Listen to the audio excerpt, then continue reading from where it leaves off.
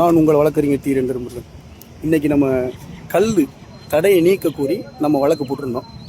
இன்றைக்கி விசாரணைக்கு வந்தது. விசாரணையில் நம்முடைய சட்ட இளவல்கள் அன்பு தம்பி கிளீட்டஸு, பிரபாகர பாண்டியன், கார்த்திக் மற்றும் நம்முடைய உறவுகள் கலந்துக்கிட்டோம். நாம் தமிழர் வழக்கறிஞர் பாசறை சார்பாக மனுதார் உங்கள் வழக்கறிஞர் தி. முருகன்.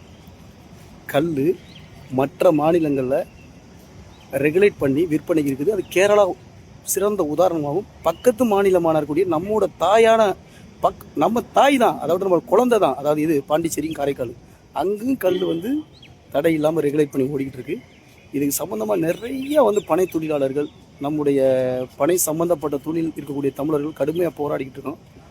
கல் தடை நீங்கணும் அப்படின்னு சொல்லி வழக்கு போட்டிருந்தோம். இல்லையா, இல்லை ரெகுலேஷன் பண்ணி கொண்டு வாங்க சொல்லியிருக்கோம். ரெகுலேஷன்லாம் உங்களுக்கு தெரியும் நினைக்கிறேன். இப்போ பிராந்தி விஸ்கிலாம் போடும்போது மது நாட்டுக்கு வீட்டுக்கு உயிருக்கு கேடு போடுறாங்க. புகையிலை குடிக்கும்போது புகையிலை குடித்தால் புற்றுநோய் உண்டாக்குன்னு சொல்கிறாங்க. அது ரெகுலேஷன். அதுபோல் நீங்கள் என்ன பண்ணுங்கள், கல் தடையை நீங்கள் நீக்குங்க, இல்லைன்னா ரெகுலேட் பண்ணி கொண்டு வாங்க நம்ம சொல்லியிருக்கோம். விரைவில் இது சம்மந்தமாக தமிழ்நாடு அரசுக்கு அறிக்கை கேட்டு உத்தரவு பிறப்பிச்சிருக்காங்க. வர்ற 15/9 தமிழ்நாடு அரசு சார்பாக கவுண்டர் போட போகிறாங்க. விரைவில் சத்தியமாக சொல்கிறேன், கல் தடை நீங்கி மற்ற மாநிலங்கள் இருக்கிறது போல வரும். அதுக்கு நாம் தமிழர் கட்சி பெரும் பங்களிப்பு கொடுக்கும். மாண்புமிகு உயர்நீதிமன்றமும் இது சம்பந்தமாக கேள்வி எழுப்பி உள்ளது. விரைவில் கல் தடை நீங்கும்.